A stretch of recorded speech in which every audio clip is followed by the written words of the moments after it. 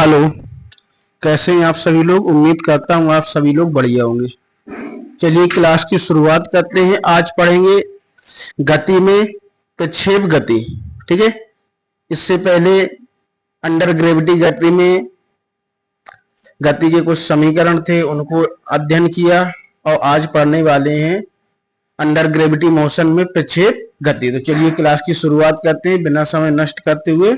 चलिए, प्रक्षेप गति क्या होती है। जब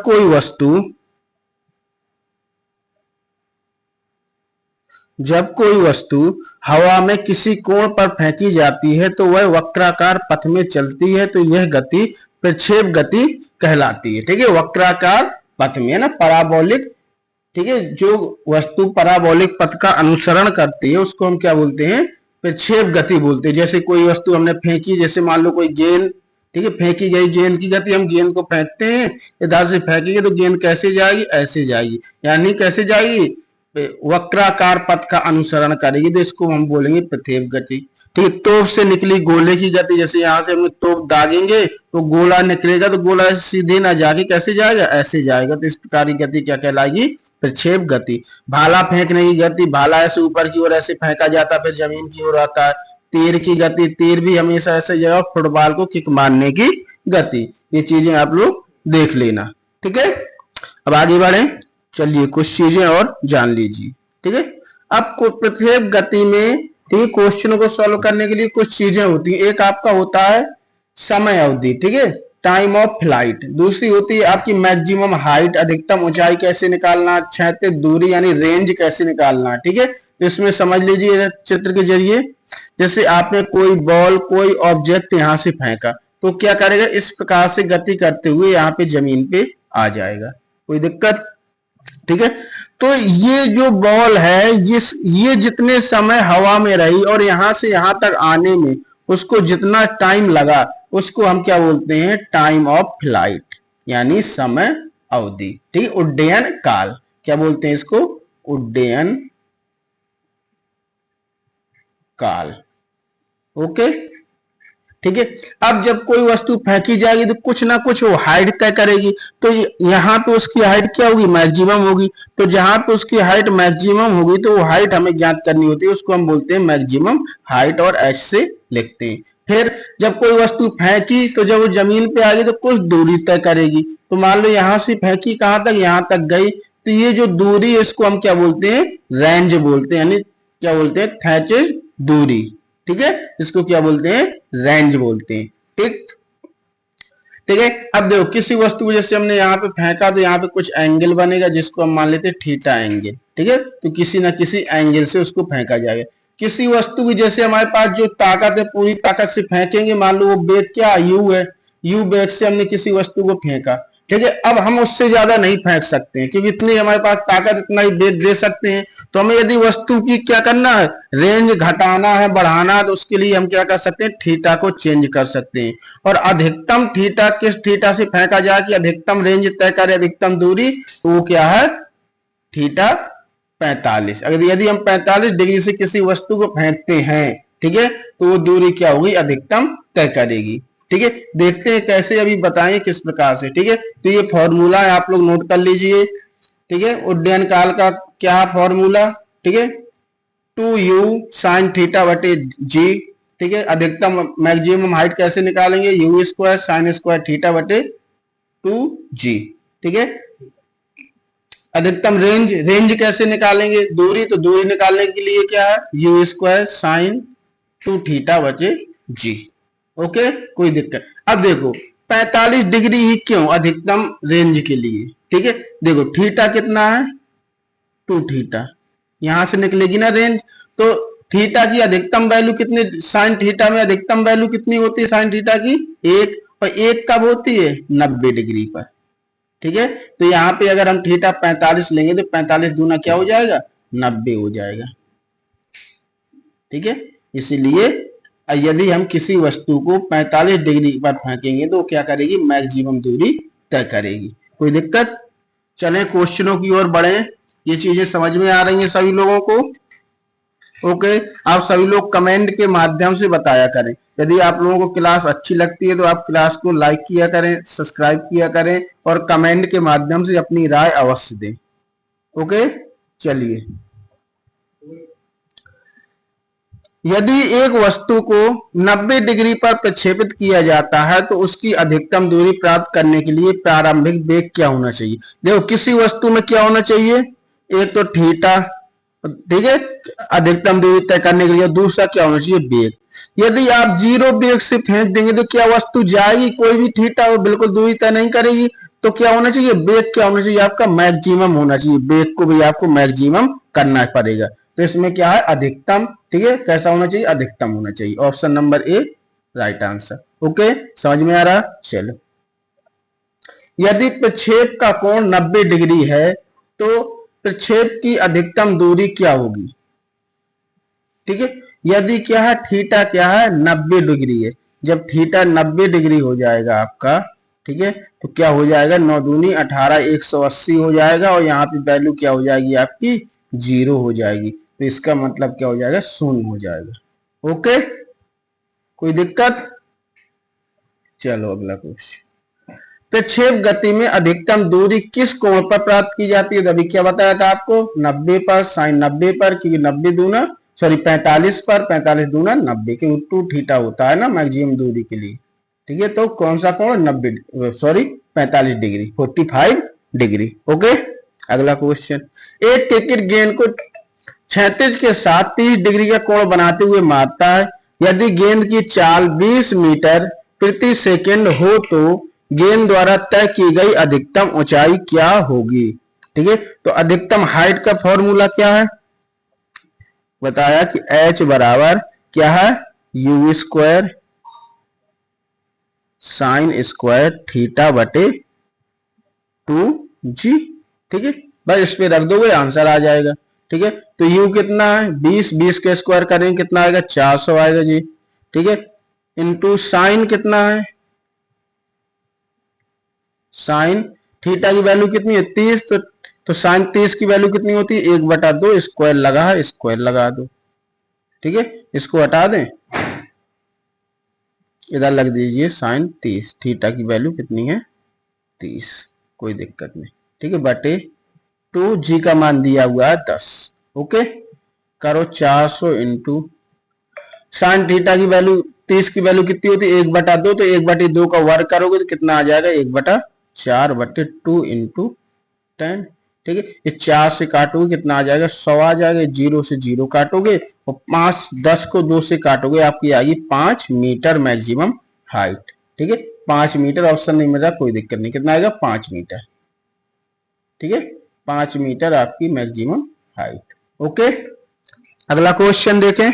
चलो, एक फुटबॉल को 36 के 60 डिग्री के कोण पर किक मारी जाती है।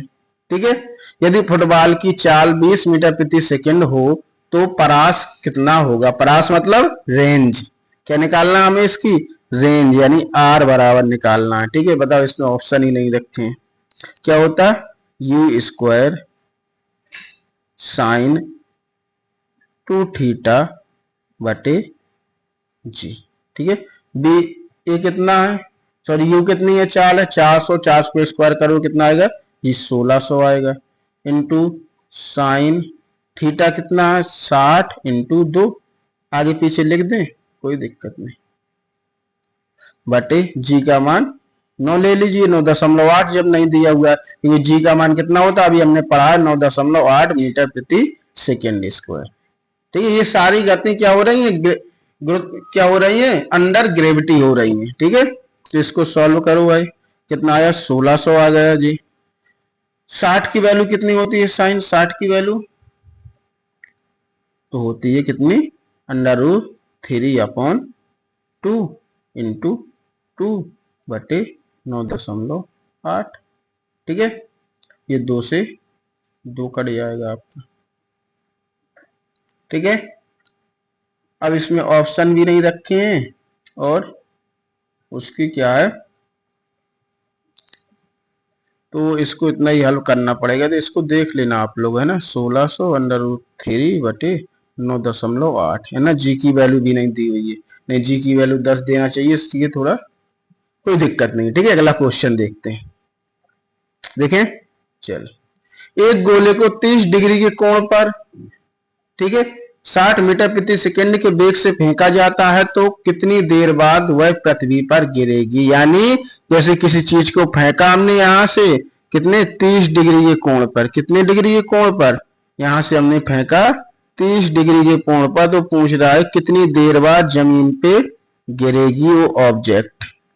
ठीक है, तो क्या है, समय पूछ रहा है, यानी क्या पूछ रहा है, ठीक है, उड्डयन काल पूछ रहा है। क्या पूछ रहा है, उड्डयन काल। तो उड्डयन काल का फॉर्मूला क्या होता है, टी बराबर 2u साइन थीटा बटे जी, रखो वैल्यू 2, वेग कितना जी 60 है, थीटा डायरेक्ट डायरेक्ट रख दूं वैल्यू, साइन 30 की वैल्यू कितनी होगी 1/2 रख दो बटे जी का मान। ठीक है, कुछ नहीं दिया, मान जी का मान ले लीजिए 10। ठीक है, इधर लिखा नहीं है, 10 ले लीजिए सेकेंड स्क्वायर। कोई दिक्कत है, 2 से 2 कट जाएगा और ये 0 से 0 कट जाएगा, आपका आंसर आ जाएगा 6 second. Option number C right answer. कोई दिक्कत, समझ में आ रहा है। अगला क्वेश्चन देखें, चलो अगला क्वेश्चन।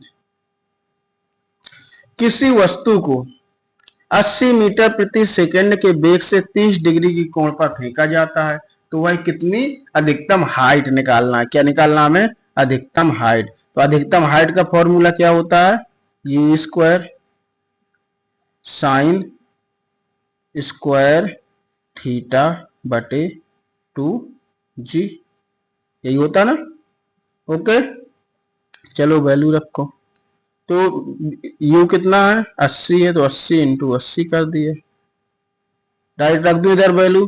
30 की वैल्यू कितनी होती है 1/2, तो 1/2 का स्क्वायर करो कितना आ जाएगा 1/4 आ जाएगा जी, बटे 2g की वैल्यू 10 ले लीजिए, नहीं लिखा, जी बराबर 10 मीटर प्रति सेकेंड स्क्वायर ले लीजिए।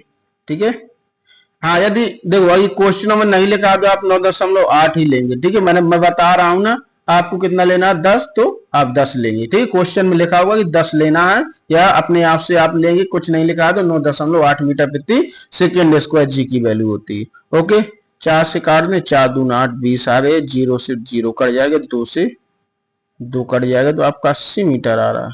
कोई दिक्कत, कोई समस्या।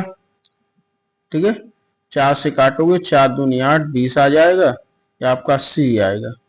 ओके, कोई दिक्कत, चलो, यानी नहीं मिल रहा ऑप्शन, तो 80 मीटर आपका ये आंसर हो जाएगा। कोई बात नहीं, कभी कभी टाइपिंग में डिस्टर्ब हो जाते हैं ऑप्शन, कई क्वेश्चन ऐसे हो जाते हैं जो टाइपिंग में क्या होते हैं डिस्टर्ब हो जाते हैं, और यह हो जाता है फाउंड की वजह से भी समस्या आ जाती है।